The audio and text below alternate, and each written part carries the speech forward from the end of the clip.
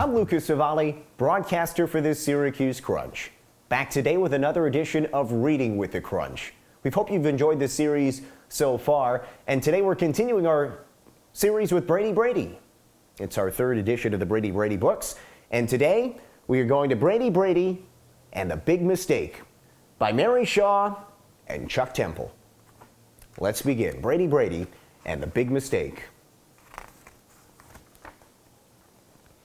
It was the perfect afternoon for a game of shinny, and the perfect place was Brady's backyard rink. Brady shoveled off the ice rink and put out the nets. He wanted everything to be just right for his friends. That's when the idea hit him.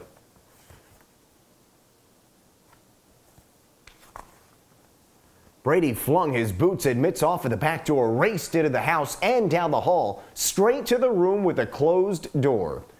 This was his dad's office. It was filled with stacks upon stacks of old hockey magazines, dusty trophies, hockey cards, and autographed pictures and programs. But there was something else that was more important than everything else. It lay in a gold velvet case, smack in the middle of the desk. It was his father's special signed puck. This puck had once been stick-handled and blasted into the net by his dad's idol, number 4, Bobby Orr.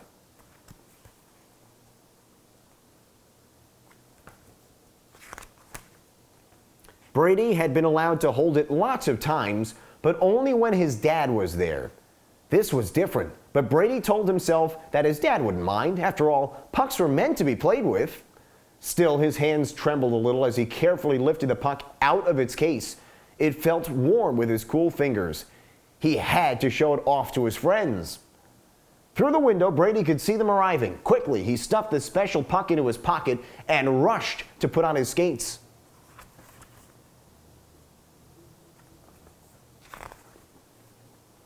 "Hey everybody, check this out!" Brady hollered when he reached the yard. He held out the puck and the kids crowded around. "What are we supposed to check out?" Test asked with a grin. "It looks like a puck to me." "Yeah," chuckled Tree. "We've seen a puck before, Brady Brady." "Not this one, you haven't," said Brady, holding it higher.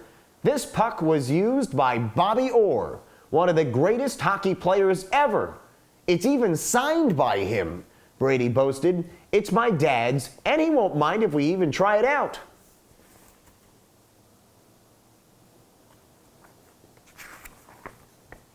As soon as he said it, Brady felt a butterfly in his stomach. But then he saw the smiles on his team's faces. He threw the puck onto the ice and tried to skate like Bobby Orr.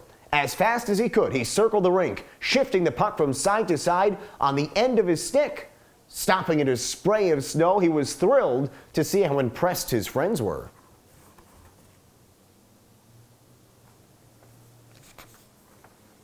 So, the game of shinny began. The Ice Hogs were sure the puck had special powers. Chester said it almost blew a hole right through his glove hand. Tess said her twirling torpedo slapshot sailed faster than ever. And then, Brady got a breakaway. Racing towards the net, he imagined that he was a famous hockey player carrying the puck up the ice for the big goal of the game. He took aim at the top corner of the net and fired. It went flying over Chester, over the net, and disappeared into the biggest snowbank in the whole backyard.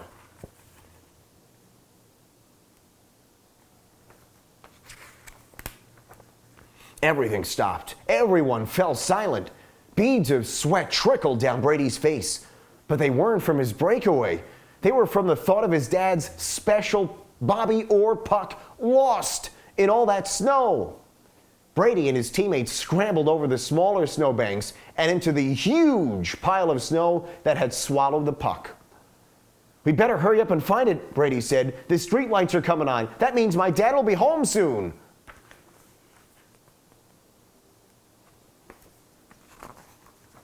Snow flew every which way as the Ice Hogs frantically searched for the missing puck. One by one they flopped, exhausted, into the snow.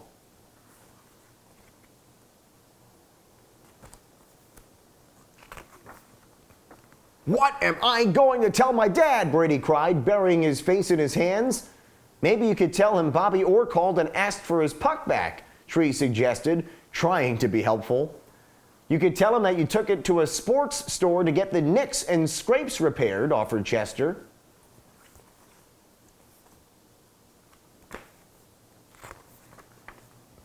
Brady looked up at the pile of snow. How could he have made such a big mistake? His father had taken special care of that puck because it meant so much to him. Brady hadn't thought about how his dad might feel knowing his prized puck was being whacked around on the ice. He had only thought about how he would feel showing it off to his friends.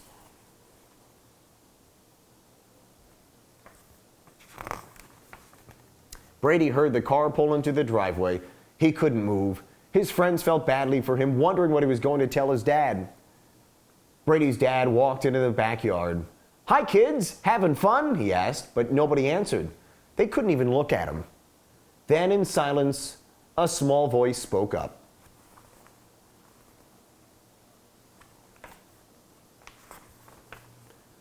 "I need to tell you something, Dad," Brady mumbled, "and you're not going to like it." Brady's eyes met his father's. "You know your autographed puck that I'm just supposed to look at? Well, I did more than look at it. I picked it up." Brady's dad grinned knowingly and nodded. "I understand, Brady. It's hard not to want to pick it up. It's pretty special." Brady interrupted. "I didn't just pick it up, though. Dad, I told the kids that we can play with it. I took a wrist shot," Brady gulped. "A wrist shot right into that huge snowbank." Brady and his friends all pointed at the sinister heap.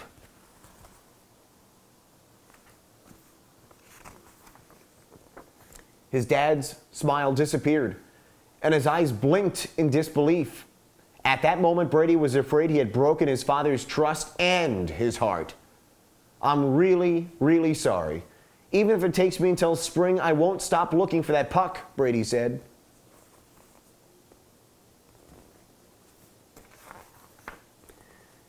Brady's dad squeezed his shoulder and looked at him.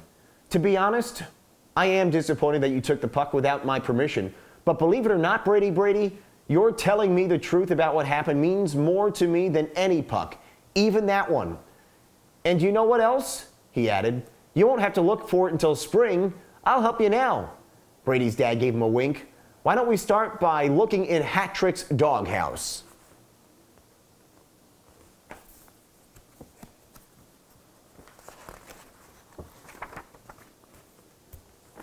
And there it was. The end. Brady and the Big Mistake.